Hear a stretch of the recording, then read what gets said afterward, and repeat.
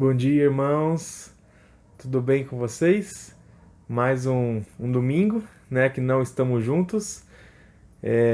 Eu acho que, tirando o domingo da conferência, esse já é o quarto ou quinto domingo que não temos as nossas reuniões da igreja, né? Realmente, para mim, pelo menos, está fazendo muita falta. Ter esses momentos com os irmãos também, e aquela rotina de domingo de manhã, né? Mas esperamos que logo, logo isso possa passar e vamos estar juntos novamente, tá? Como é que foi a conferência de vocês? Gostaram? Eu aproveitei bastante. Foi realmente uma conferência histórica, né? A celebração da restauração do Evangelho, né? Aquela declaração maravilhosa. Foi muito bom.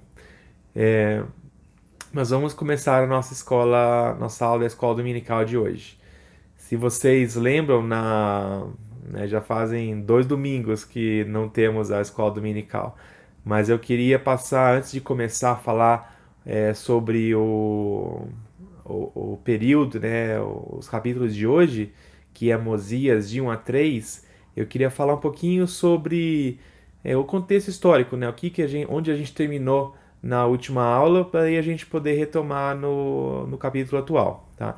Então, se vocês lembram lá no livro de Omni, né, foi quando a gente terminou a última aula da escola dominical, a última pessoa a escrever nos registros foi um homem chamado Amaleque, né?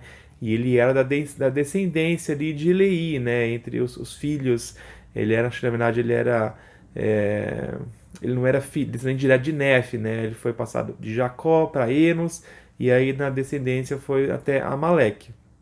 Então Amaleque disse que na época dele, quando ele era vivo ainda, ele vivia na época do rei Mosias. E ele veio a ver o rei Mosias a falecer, né? É importante saber que esse rei Mosias é o pai do rei Benjamim, tá?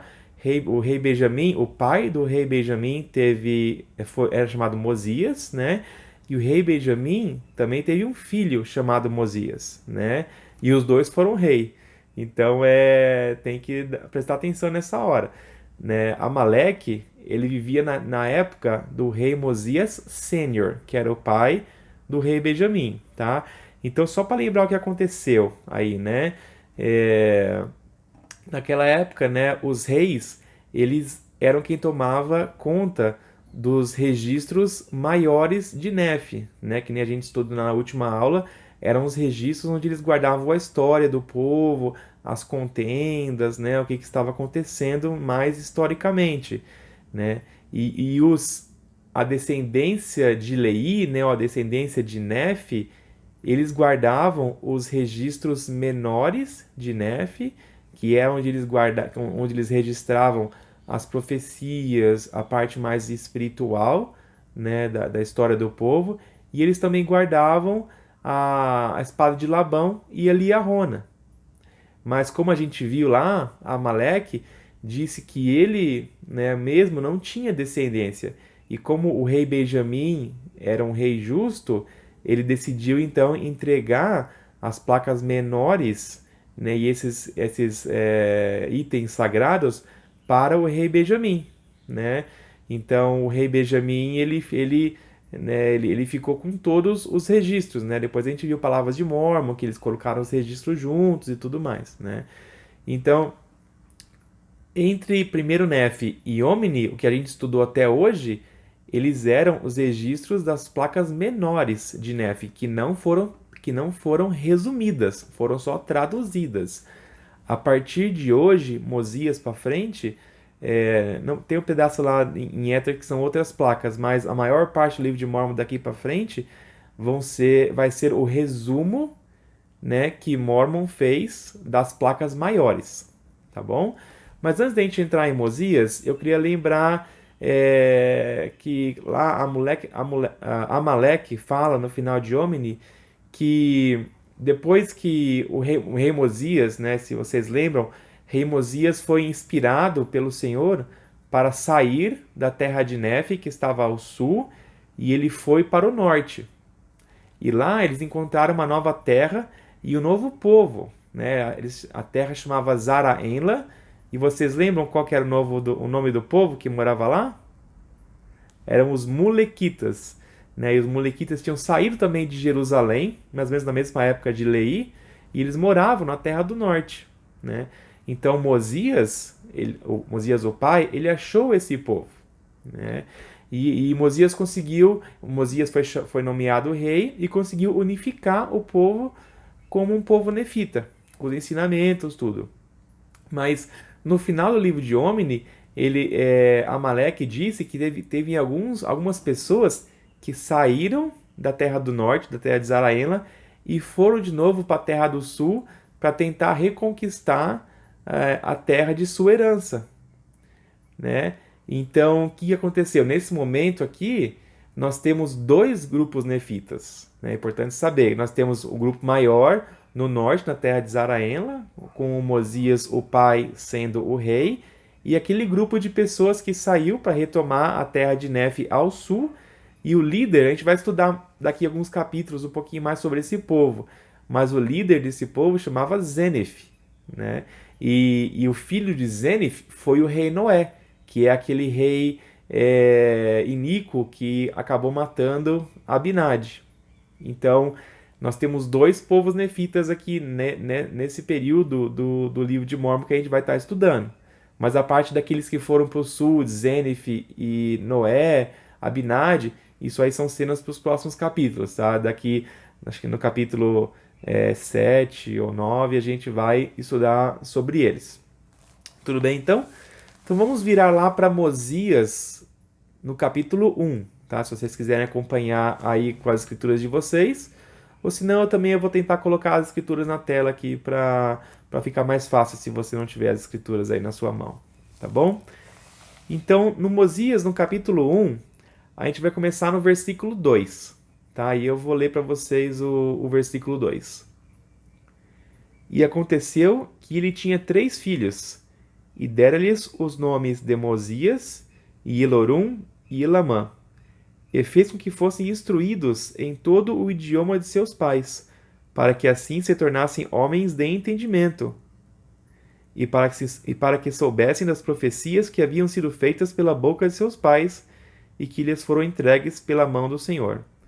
Então, aqui ele fala, né, já começa falando já diretamente, né, antes mesmo de falar ao povo e falar sobre o reinado do rei Benjamim, ele falou que o rei Benjamim tinha 3 filhos e que ele ensinou esses filhos, né, para que se tornassem homens de entendimento, para que soubessem das profecias. Então, não sei se vocês lembram, mas no começo do capítulo de Enos, a gente já tinha falado um pouco sobre isso, né? O quanto Enos era grato pelo seu pai Jacó ter ensinado a ele as profecias e ter dado um entendimento espiritual para ele. E aqui, de novo, mais um grande rei e um profeta que começa o seu registro falando do quê? Do tempo que ele passava com a família dele, de como ele ensinava os filhos dele, né?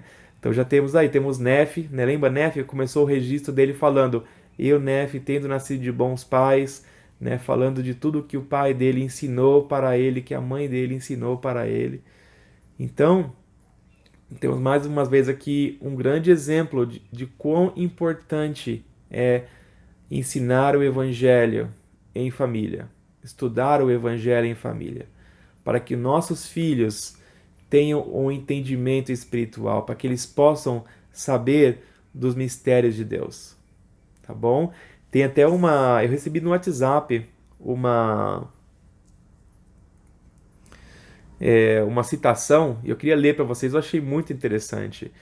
É do Elder Theodoro Tuttle, né? E isso é na conferência de outubro de 1979, faz bastante tempo, mas eu achei muito interessante para esse período de hoje, né? E fala assim, ó: Pais, vocês passariam no teste se sua família estivesse isolada da igreja e você tivesse que fornecer todo o ensinamento religioso? Você se tornou tão dependente dos outros que faz pouco ou nada em casa? Diga-me, quanto do evangelho seus filhos saberiam se tudo o que sabiam fosse o que havia sido ensinado em casa? Pondere sobre isso. Repito, quanto do evangelho seus filhos saberiam se tudo o que sabiam fosse o que haviam sido ensinado em casa? Lembre-se de que a igreja existe para auxiliar o lar. Pais, a responsabilidade divina de ensinar nunca mudou. Não abdique do seu dever. Né? Será que isso aqui só se aplica a 79 ou se aplica também a hoje em dia? Né? Mais do que nunca, né? Estamos todos aqui isolados das reuniões da igreja, né? Então, pais, eu como pai, né, vocês também como pai, a responsabilidade de ensinar nossos filhos o evangelho, a responsabilidade é nossa. A igreja está aqui para auxiliar, tá bom? É... E aí o rei Benjamim, ele fala um pouco também da importância de ensinar e estudar as escrituras ali no 3. Vamos ler lá no 3. E ele também ensinou sobre os registros que estavam gravados nas placas de latão, dizendo: Meus filhos, quisera que vos lembrasseis de que se não fosse por essas placas que contêm esses registros e estes mandamentos, teríamos permanecido em ignorância até o presente, não conhecendo os mistérios de Deus. Porque não, e o 4 também. Porque não teria sido possível a nosso pai Leí, lembrar-se de todas essas coisas, para ensiná-las a seus filhos, se não fosse pelo auxílio dessas placas. Pois tendo ele sido instruído no idioma dos egípcios, podia, portanto, ler essas gravações e ensiná-las a seus filhos, para que assim eles pudessem ensiná-las a seus filhos, cumprindo dessa forma os mandamentos de Deus até o presente. Então ele diz aqui, se não fossem as placas de latão, que eram, né, algumas das escrituras que eles tinham naquele tempo, né, nem Leí conseguiria ter se lembrado de tudo para ensinar para os seus filhos. E aí os filhos de Leí não conseguiriam ensinar para os seus filhos, né, o contexto histórico e as escrituras sagradas para receber, né, os mistérios de Deus. Né? Eu acredito que lendo e estudando as escrituras é uma grande maneira de nós recebermos revelações espirituais. Então imagine o quanto que nós teríamos sofrido e é capaz de não termos nenhum pedaço de tudo que temos hoje se não tivermos as escrituras. Né? Lá em Omni, voltando ali em Omni rapidinho, que é ali onde fala quando o rei Mosias foi para a terra de Zaraenla, né? Chegou no norte e encontrou o povo molequita, né? Vamos ler lá em Omni, no capítulo 1, versículo 17. E fala assim: E na ocasião em que Mosias os encontrou, haviam se tornado numerosos em extremo. Não obstante, haviam tido muitas guerras e sérias contendas, e de tempos em tempos haviam caído pela espada. E agora que é a parte mais importante. E seu idioma corrompera-se, e nenhum registro tinham trazido consigo, e negavam a existência de seu Criador, e nem Mosias nem seu povo podiam entendê-los.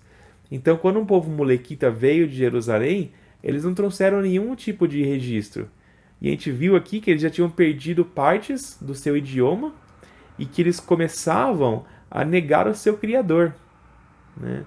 Para a gente ver o quão importante é de nós termos as escrituras e estudarmos também, né? Não adianta nada ter as escrituras guardadas na estante e se a gente não estuda. Então, aprendemos aqui que precisamos ensinar o evangelho em nossas famílias através das escrituras. E temos que aproveitar, claro, o Vem e Segue-me, esse manual, esse programa maravilhoso que foi inspirado para os nossos dias para estudarmos em família. Não é mesmo? Beleza. Aí o que acontece, né? Ainda em Mosias 1 lá. Depois que Mosias, né, termina essa parte de ensinar aos seus filhos, ele percebe que ele já está ficando um pouco velhinho, né? E que logo logo ele vai, né, deixar de ser rei. Então o que ele faz? Ele pede para chamar o seu filho Mosias e ele faz um pedido para Mosias, né? O que ele pede para Mosias? Ele fala: Mosias, eu quero fazer um discurso, eu quero fazer uma reunião com todo o povo. Então faz uma proclamação e chama todo o povo para se reunir para eu poder dar esse discurso para eles, né? E ele fala que tem duas coisas principais. Lógico que ele fala bastante coisa em seu discurso, mas tem duas coisas principais que ele queria passar para o povo. Então vamos ler rapidinho quais são essas duas coisas que ele queria passar para o povo. Então Mosias 1, eu vou ler o finalzinho do 10 e só o comecinho do 11, tá? Então fala assim no 10: Porque amanhã proclamarei a este meu povo de viva voz que tu és rei e governante deste povo, que o Senhor nosso Deus nos deu. Então ele falando para Mosias, né? Mosias, eu vou falar para o povo que você vai ser o rei e o governante deles a partir desse momento. E a segunda coisa, ali no 11, ele fala: E ademais darei a este povo um novo nome, para que assim sejam distinguidos de todos os povos que o Senhor Deus trouxe da terra de Jerusalém. Então a segunda coisa que o rei Benjamim queria fazer com o povo é dar um nome para eles, a partir do qual eles poderiam ser distinguidos, poderiam ser, né, nomeados, para distinguir entre os outros povos. E a primeira parte, que é a nomeação de Mosias como rei, ainda faz parte dessa leitura, dessa aula, se vocês leram. Mas a segunda parte, que é um novo nome, tá lá no capítulo 5, que a gente vai ler talvez semana que vem. Que, na verdade, o novo nome que o rei Benjamim dá para o povo é o quê? É tomar sobre eles o nome de Cristo, né? Para se tornar um povo cristão, como um povo do convênio, né? E é o mesmo nome que nós tomamos quando nós fazemos o convênio do batismo e toda semana ao tomarmos o sacramento, tomarmos sobre nós o nome de Cristo. Então esse era o nome que o rei Benjamim queria dar para o povo. Legal. Então agora eu queria passar para o capítulo 2. Deixa eu virar aqui minha folha. Eu queria passar no capítulo 2, que é aí onde a gente entra no discurso do rei Benjamim, né? Que ele passa alguns capítulos dando o discurso dele. Mas antes da gente entrar no discurso, eu queria falar um pouco sobre a preparação que o povo teve, tanto a preparação física como espiritual. Eu vejo esse discurso do rei Benjamim, né, como se fosse uma conferência geral para a gente hoje em dia, ou até uma conferência de ala ou estaca, onde a gente se reúne com a parte da população, né, dos membros da igreja de nossa região ou globalmente, para quê? Para ouvirmos as palavras de líderes e sermos edificados e sabemos o que nós temos que fazer. Então eu vejo esse discurso do rei Benjamim como uma conferência geral naquela época, onde a maior parte do povo nefita estava reunida para ouvir o profeta. Então teve algumas coisas aqui na preparação para essa reunião que eu aprendi e eu acho que se aplica muito à minha própria preparação ou da minha família para esses tipos de reuniões na igreja. Pena que essa aula não foi. Eu não estudei ela antes da conferência geral, porque tem algumas coisas aqui que eu realmente aprendi para a conferência. Então vamos ler alguns versículos que falam sobre a preparação para essa grande e maravilhosa reunião. Então lá em Mosias agora a gente está no capítulo 2, tá? E a gente vai ler o 5. E diz assim: E aconteceu que quando subiram ao templo, armaram suas tendas nos arredores, cada homem conforme sua família, que consistia na esposa e nos filhos, e nas filhas, e nos filhos, e nas filhas destes, do mais velho ao mais jovem, cada família separada uma da outra. Então a primeira coisa que a gente vê aqui é que como que eles se reuniram? Em tendas e em famílias, né? Eles não dividiram ali as classes por idade, ou até sentaram cada um com seu amigo, cada um com a sua cultura. Não, eles sentaram-se em famílias, né? O pai a mãe, os filhos e os netos, de acordo com o que ele fala aqui. Então, mais uma vez, nós vemos a importância de, ao recebermos instruções de nossos líderes, que estejamos em família. Né? Mais uma vez, lembrando do Vem e Segue-me hoje em dia. Né? Esse programa que nós temos para estudar em família, né? Palavras de profetas antigos e profetas atuais também. Então, é muito importante, irmãos, essa preparação e de estarmos realmente em famílias. E aí eu quero ler o 6 também. E armaram suas tendas ao redor do templo, cada homem com a porta de sua tenda voltada para o templo, a fim de que pudessem permanecer nas suas tendas e ouvir as palavras que o rei Benjamim lhes diria. Então aqui eu acho muito legal esse meio um simbolismo, mas também ao mesmo tempo uma forma prática de você voltar a porta da sua tenda para o templo, para que você possa prestar atenção no que está sendo dito ali. Então, numa conferência geral, por exemplo, a gente não monta uma tenda, né? Mas é muito importante que nós estemos como? Focados, sentados com a nossa família, né? Assim, no sofá ou na igreja, onde quer que seja, que nós estivermos assistindo essa reunião, que nós sejamos focados, né? É bem diferente, eu estou ali assim na conferência geral, se eu estou ali almoçando, ou se eu estou limpando a casa, ou se eu estou dobrando a roupa, né? Que algumas vezes aqui em casa a gente já fez. É muito diferente de você estar fazendo alguma outra coisa do que você estar ali focado, assistindo, com a sua tenda virada para o templo. Então eu achei muito interessante essa preparação.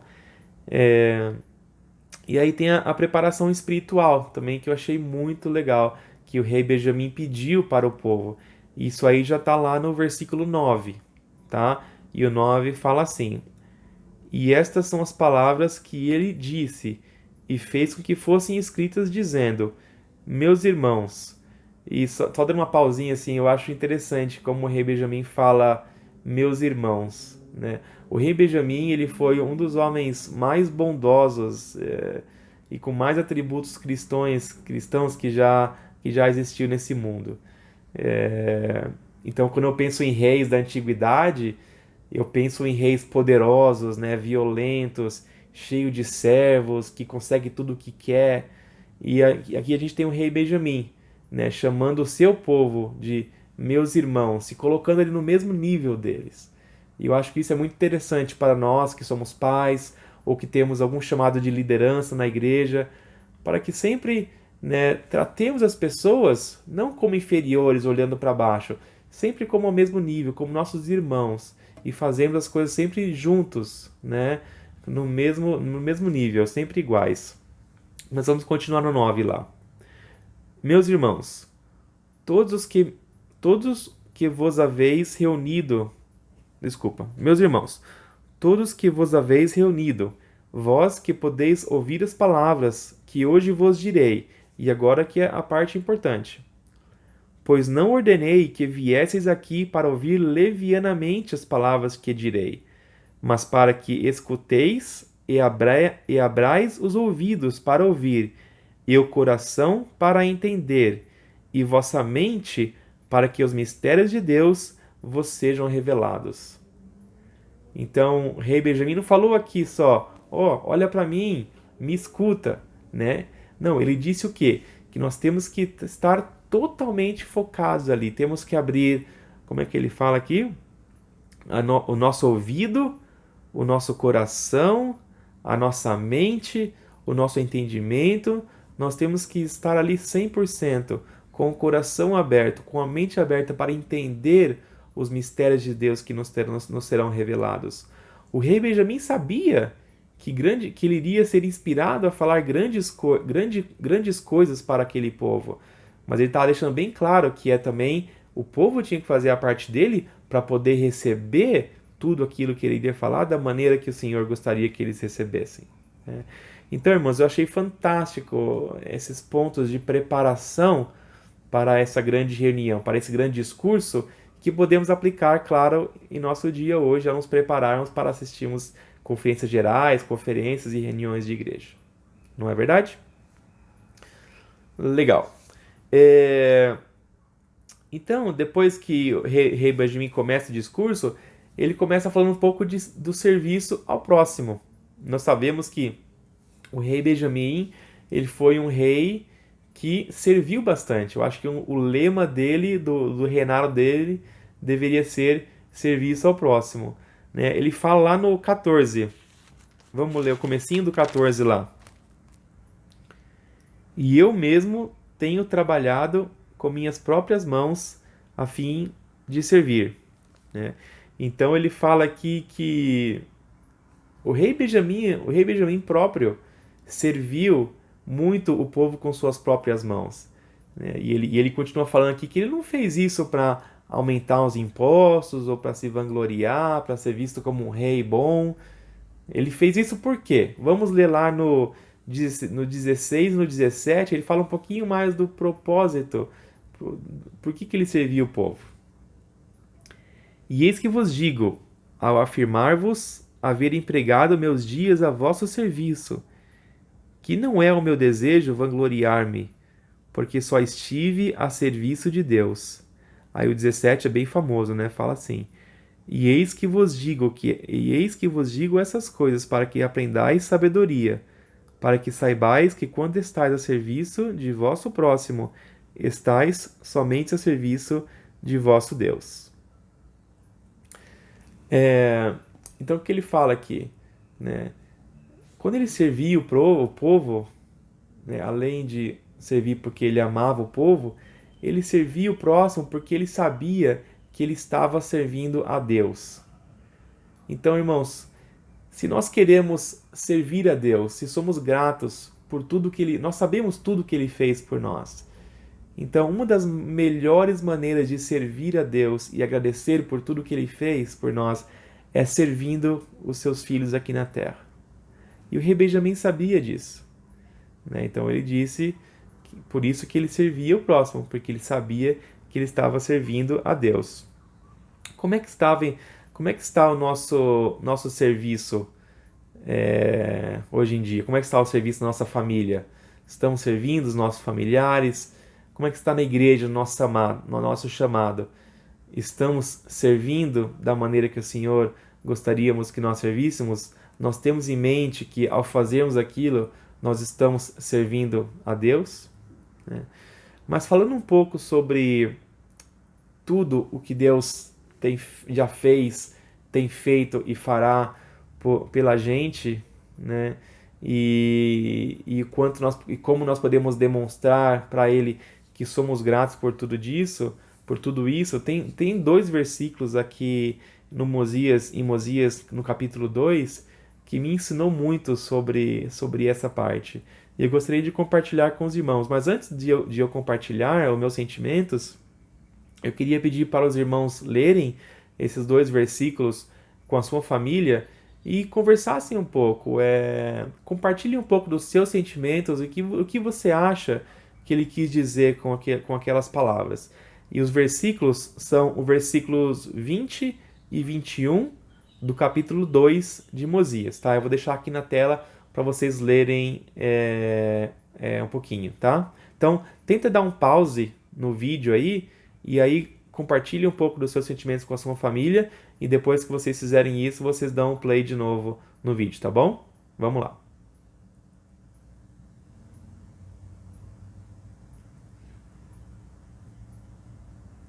Beleza.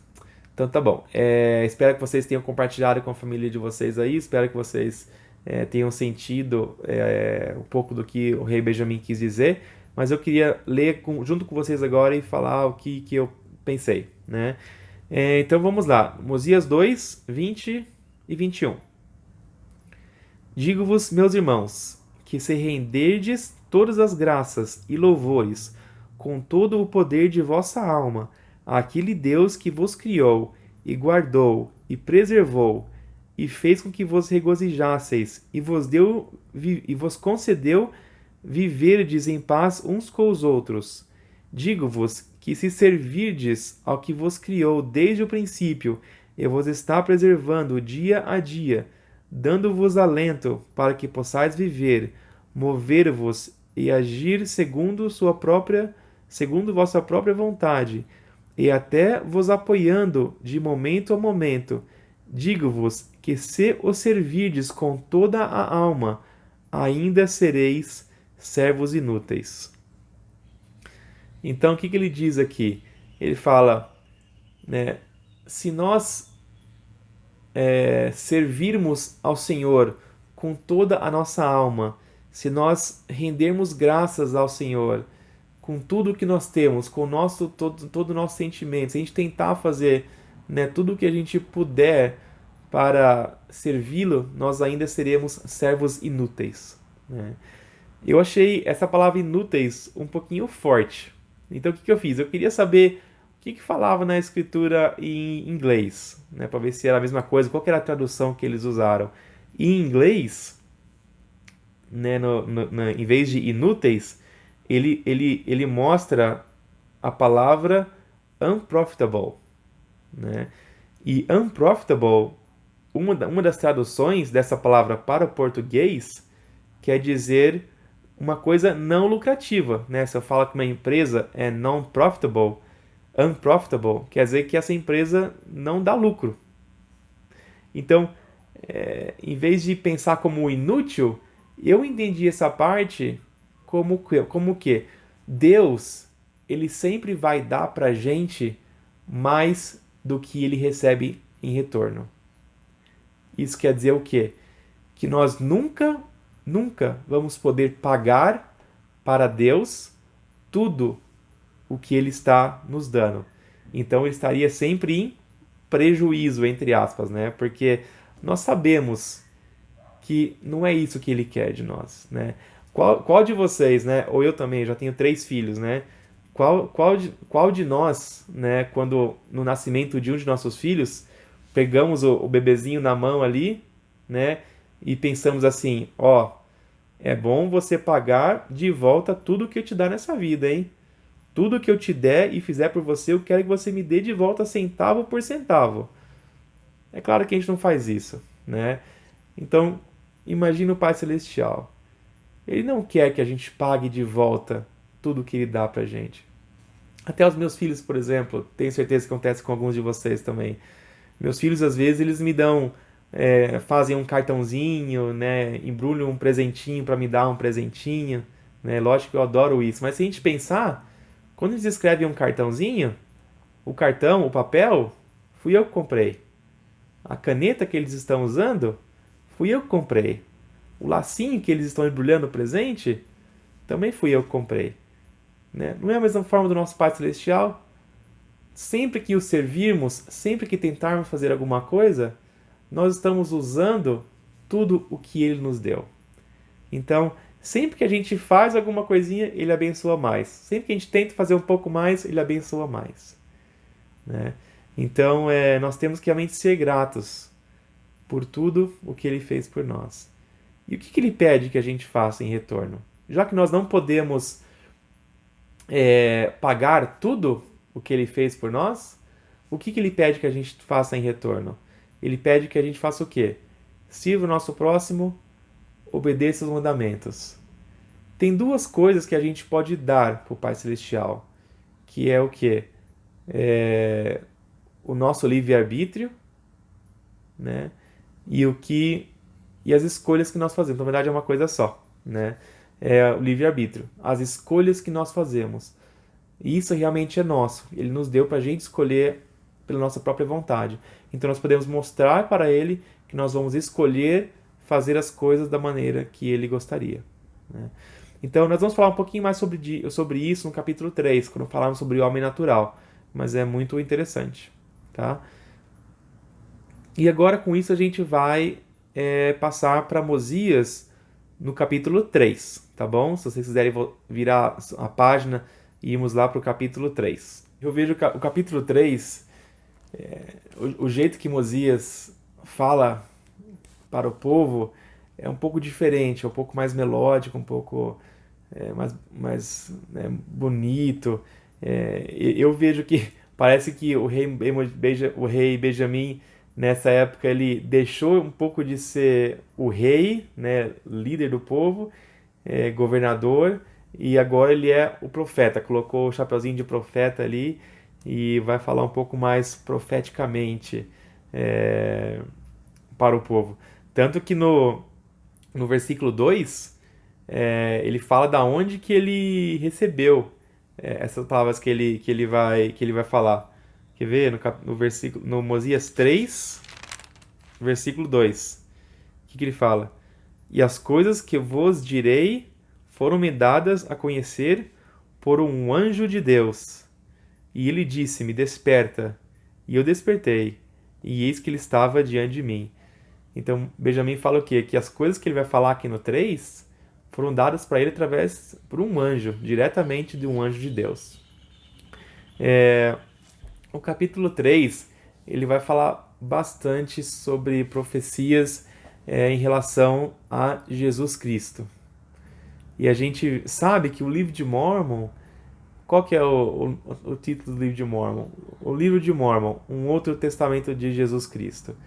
Então nós sabemos que um dos grandes propósitos do livro de Mormon é dar testemunho sobre Jesus Cristo. E esse capítulo aqui é maravilhoso. Se vocês quiserem ler depois com mais tempo, fala muito sobre Jesus Cristo, muitas coisas maravilhosas. Vamos começar ali no versículo 5 do capítulo 3. Fala assim: Pois eis que o tempo se aproxima, e não está muito longe, em que com poder o Senhor onipotente, que reina, que era e é de toda a eternidade para toda a eternidade, descerá dos céus no meio dos filhos dos homens, e habitará num tabernáculo de barro, e fará grandes milagres entre os homens, como curar os enfermos, levantar os mortos, fazer andar os coxos, dar vista aos cegos, fazer ouvir os surdos e curar toda espécie de enfermidades. Eu acho maravilhoso como, né, aqui a gente vai ver também em outros versículos, as profecias sobre Cristo são tão detalhadas e tão simples de entendimento. A gente sabe que Cristo já tem várias profecias sobre Cristo no Velho Testamento. Mas às vezes é difícil de entender, você tem que estudar com o manual, né, para saber o contexto, tudo, os símbolos. Mas eu acho maravilhoso como o rei Benjamim deixa tão claro aqui nesse capítulo as profecias e o que Jesus Cristo iria fazer, né, como ele iria vir, a sua vida. É tão maravilhoso. Eu queria continuar lá no 7. Mosias 3, no versículo 7. E eis que sofrerá tentações e dores corporais, fome, sede e cansaço maiores do que o homem pode suportar, sem morrer. Eis que sairá sangue de cada um de seus poros, tão grande será a sua angústia pelas iniquidades e abominações de seu povo. Então, sabia que só tem um dos evangelhos, acho que é em Lucas, só dos evangelhos no Novo Testamento, que fala sobre o Senhor sangrar sangue pelos poros, né? Na verdade, o jeito que fala é que o seu suor se tornou como sangue, como gotas de sangue. Não fala especificamente, né? Tanto que muitas pessoas, né, discutem isso. Nossa, será que ele sofreu? Será que ele suou sangue mesmo? Será que era um simbolismo por causa da aflição que ele estava passando? Ou era alguma coisa da região ali? Então, irmãos, era maravilhoso a gente ter aqui um profeta, né, mais de 100 anos antes da vinda do Senhor para esse mundo, deixando bem claro aqui que Jesus Cristo realmente suou sangue por todos os poros quando ele estava pagando e sofrendo por nossos pecados e iniquidades e dores, né? E eu queria ler o 8 também. E ele chamar-se-á Jesus Cristo, o Filho de Deus, o Pai dos céus e da terra, o Criador de todas as coisas desde o princípio, e sua mãe chamar-se-á Maria. Então aqui, irmãos, esse versículo, é a primeira vez nas escrituras antigas que é falado o nome da mãe de Cristo, né? Que a mãe dele chamar-se-á Maria. E o jeito que ele fala aqui, irmãos, lendo essas palavras do rei Benjamim sobre Cristo, eu não sei vocês, mas me dá vontade de ser uma pessoa melhor. Eu me sinto mais próximo do Senhor através do Espírito Santo. Aumenta o meu testemunho de Cristo. E eu acho que isso é um dos maiores objetivos do livro de Mórmon. É realmente fazer com que nós se sintamos mais próximos de Cristo e queremos ser um discípulo melhor. Então, esses versículos me ajudam a fazer isso. E agora, irmãos, eu queria terminar a aula discutindo um pouquinho do versículo 19 do capítulo 3. E o versículo 19 eu acho que é um dos versículos mais conhecidos do livro de Mórmon, né, que fala sobre o homem natural.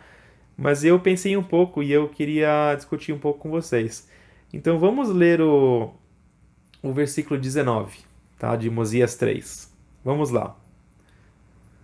Porque o homem natural é inimigo de Deus, e tendo-no sido desde a queda de Adão, e sê-lo-á para sempre, a não ser que ceda ao influxo do Santo Espírito, e despoje-se do homem natural, e torne-se santo pela expiação de Cristo, o Senhor, e torne-se como uma criança, submisso, manso, humilde, paciente, cheio de amor, disposto a submeter-se a tudo quanto o Senhor achar que lhe deva infligir, assim como uma criança se submete a seu pai.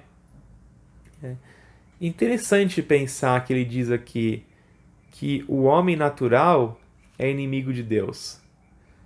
Mas quem foi que criou o homem natural da maneira que o homem natural é? Não foi Deus.